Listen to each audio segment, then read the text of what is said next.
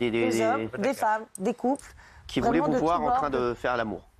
Pas que des photos, enfin il y a vraiment de tout.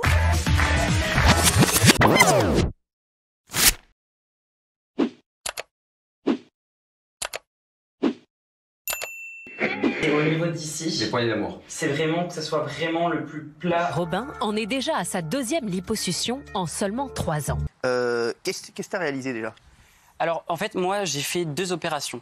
fait quoi Donc, en 2019, j'ai fait une liposuction et en même temps, on avait fait une bichectomie parce que j'avais de la graisse dans... Ouais, c'est en fait quoi ça? Quand on a des excès de graisse dans les joues. Ah ouais. Souvent, les présentateurs télé, tout ça, ils le font. Ah ouais. Ah oui, c'est très répandu. Ça creuse un peu les joues, c'est ça? Ouais, moi, Alors, vous l'avez pas fait, hein, j'ai mais... rien fait, moi. Et je t'emmerde, moi.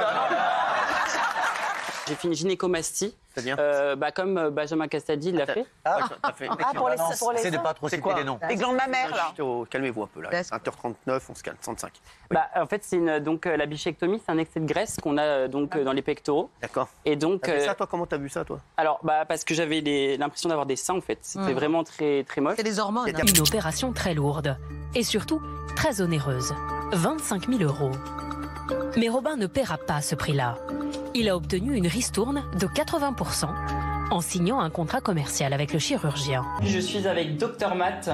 Alors, Dr Matt, comment ça va? Ça va très bien, toi, Robin. Ça va super. Moi, j'ai fait un partenariat avec Dr Matt parce que je l'apprécie tout particulièrement. Il a traité ma mère. Par contre, il y a eu des propos vraiment polémiques que Zone Interdite a tenus. D'ailleurs, moi, je me suis fait arnaquer par Zone Interdite complètement. Pourquoi ils t'ont dit quoi, zone interdite? Moi, il m'avait démarché en fait parce que tout simplement, je suis comédien. En même temps de ça, je suis chef d'entreprise et en même temps, je suis influenceur sur les réseaux sociaux. Hier, je suis passé dans cette émission catastrophique où on a dit des choses. Alors, on a su bien dire.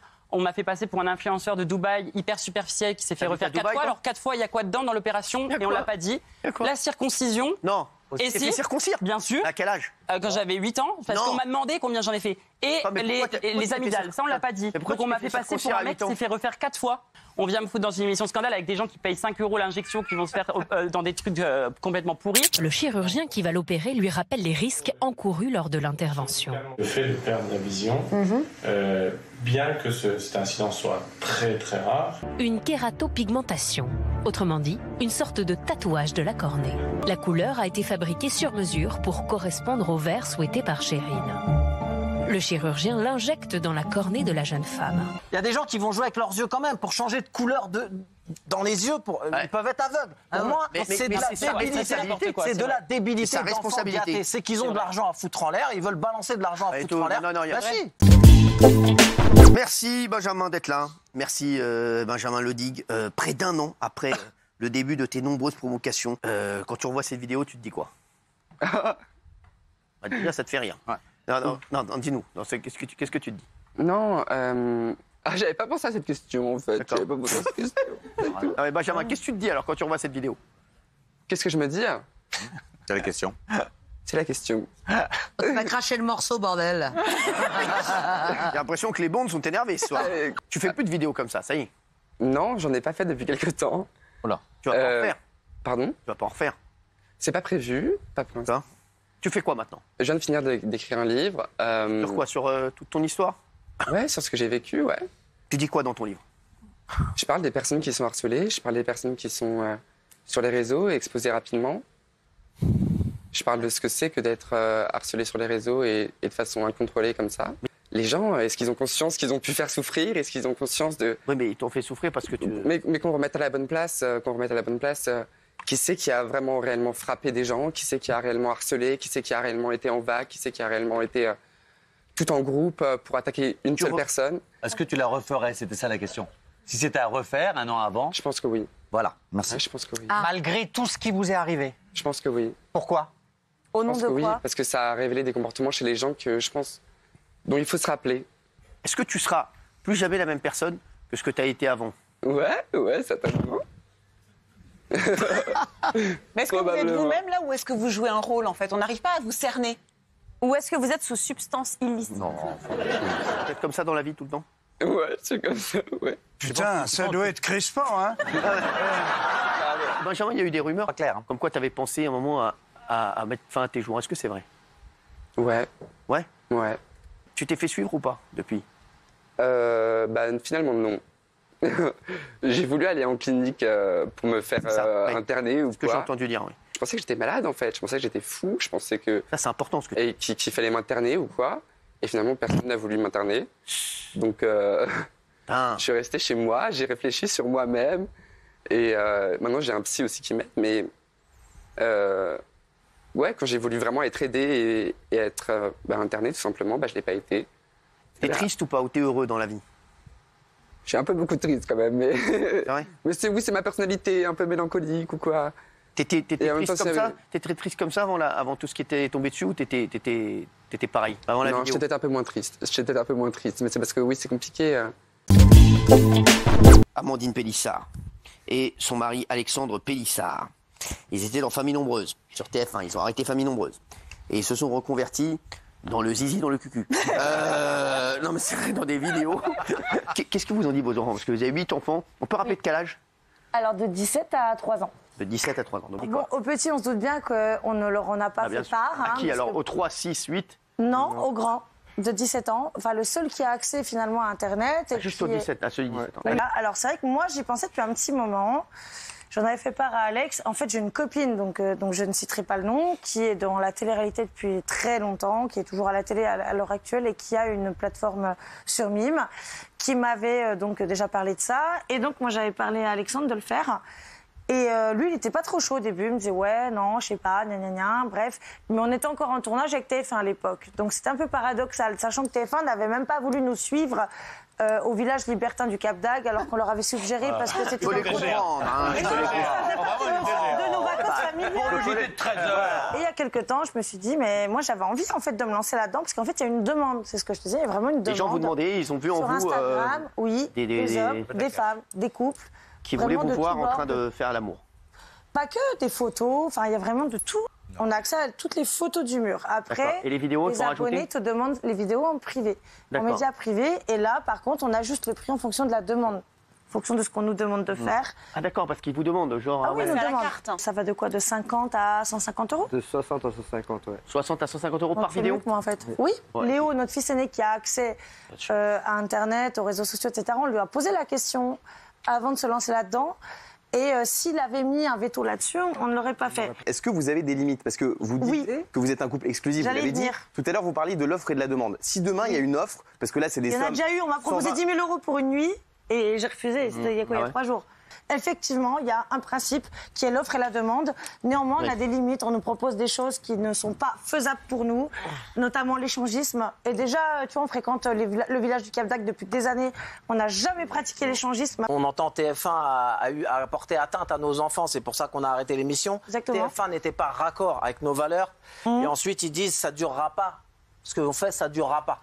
Internet, n'oublie rien, ça durera toujours. Là, je vois 9 enfants, 8 enfants. 8, pardon. Toute leur vie. Ça durera pas.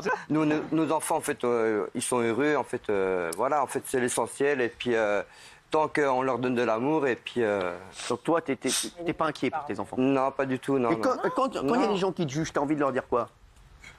Tu peux dire ce que tu veux ici. Apaisez-vous. Bah non, en fait, rien. En fait, je t'en fous totalement. Ouais, je m'en fous complètement. T'as même pas peur parce que... Tant qu'on est notre famille...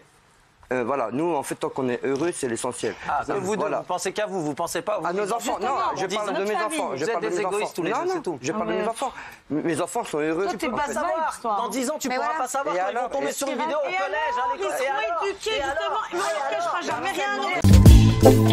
Il y a d'autres manières d'éduquer que par la peur, notamment, la menace. Et parce qu'on sait maintenant, par les dernières découvertes en neurosciences, que le cerveau des enfants est à la fois immature et fragile. Ce qui fait que moins on utilise de méthodes, entre guillemets, qui soient contraignantes et stressantes, et mieux c'est.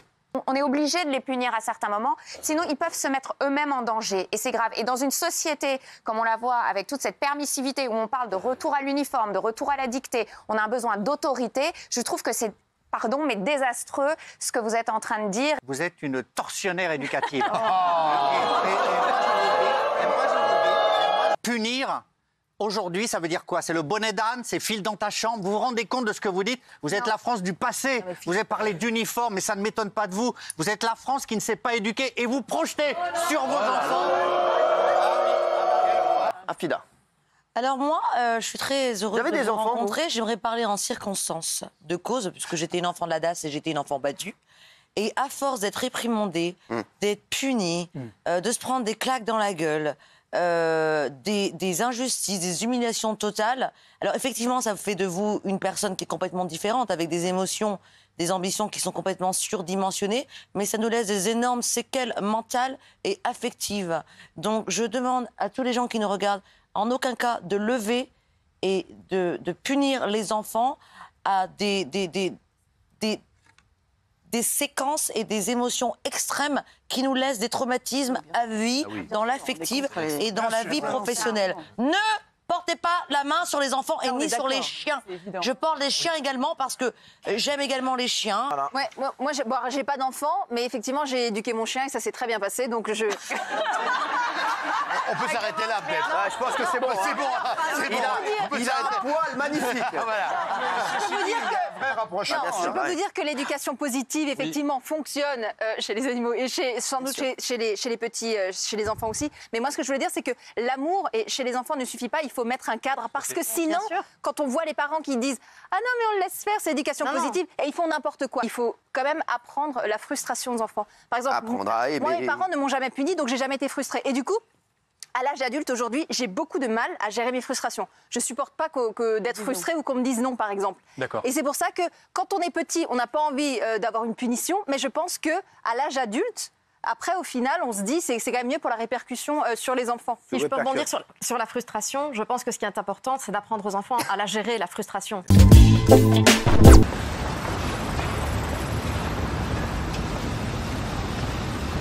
C'est vous qui avez pris cette décision d'afficher les images des voleurs?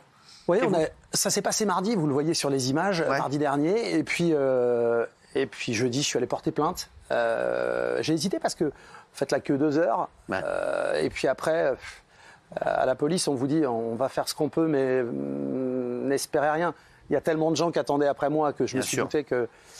et puis samedi, je me suis dit... je vois pas pourquoi on pourrait faire ça en France aujourd'hui. Donc je me suis dit, il faut y aller. Vous en avez eu marre, vous êtes dit. Ouais. On est ras-le-bol. Qu'est-ce qu'on doit faire? Est-ce qu'on doit laisser faire ces gens? Vous avez eu peur de le faire ou pas, d'afficher leur visage? Est-ce que vous avez dit à un moment c'est... Non, j'ai plus peur. J'ai plus peur parce que c'est trop fréquent. Il faut savoir que ce que vous voyez chez moi, c'est encore une fois dans tous les commerces de France, et c'est à peu près 2 à 5% du chiffre d'affaires de ces commerçants. Rien ne justifie la vendetta, rien ne justifie d'exposer, d'afficher les gens comme ça sur les réseaux sociaux. Donc il fait quoi alors? C'est quoi ta solution? Voilà. J'ai envie de savoir c'est quoi ta solution. La solution, c'est la police. Voilà. Il m'agace, Gilles Verdez. Vous n'êtes pas le seul. Parce que je veux dire pourquoi. Aujourd'hui, j'ai l'impression que de victime, je suis passé à coupable. C'est ça. Ah oui, un an de prison, vous risquez, monsieur? Oui. Oh, arrête, Gilles. Putain. T'es con, si lui il prend un an de prison, franchement, c'est très grave. Mais moi, je me dis, tant pis, je vais prendre pour les autres. À la limite. Si vous prenez un an de prison. Non, c'est jamais, non mais... je respecterai la décision de justice, je prendrai un avocat et je me défendrai. Ce serait une honte. Je me défendrai, mais... Tu sais pourquoi il les prendra pas? Parce que malheureusement, quand tu rentres dans un commissariat de police, il y a ça, le dossier. Et de toute manière, il serait arrêté. Il y aurait déjà 3 ans à peu près d'instruction avant que eux déjà soient en prison. Donc, de toute manière, il ne risque rien. Moi, quand je sors d'un supermarché aux États-Unis sans carte d'identité, on m'affiche sur tous les réseaux. Et vous avez affiché des voleurs. Je suis d'accord avec vous parce que justement, si tout le monde faisait ça, les commerçants qui payent 3 000 € et qui font pas énormément d'argent de loyer peuvent justement se défendre. Mais oui, ce débat il est fou. En fait, on est en train de se demander si quelqu'un qui a subi un vol, donc une victime, est allé trop loin, donc s'il est coupable. Mais à un moment donné, c'est qui les coupables? C'est ceux qui respectent rien, qui volent et qui mettent des entreprises dans la merde, ou c'est ceux qui veulent simplement que la loi soit appliquée? Donc moi, je comprends ce qu'a fait monsieur, bravo. Encore une fois, il faut se demander, poser la question pourquoi vous l'avez fait, parce que quand on va porter plainte, il ne se passe rien. Et moi, pardon, je ne vois même pas le problème d'afficher la tête d'un voleur. Là, pour toi, il va trop loin. Afficher la tête d'un voleur, qui dit que c'est le voleur? La présomption d'innocence.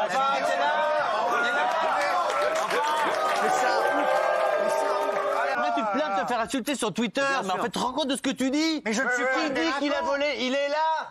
Tu t'es fait faire une opération des yeux? T'as une cataracte du cul ou quoi? Il est là. Pas possible. Non mais sans déconner. Du cul. Je le retiens. Jérôme, je pense qu'il faisait du rangement dans votre magasin. Sans déconner, il y a un moment... Et vous devriez aller les remercier. Bien sûr.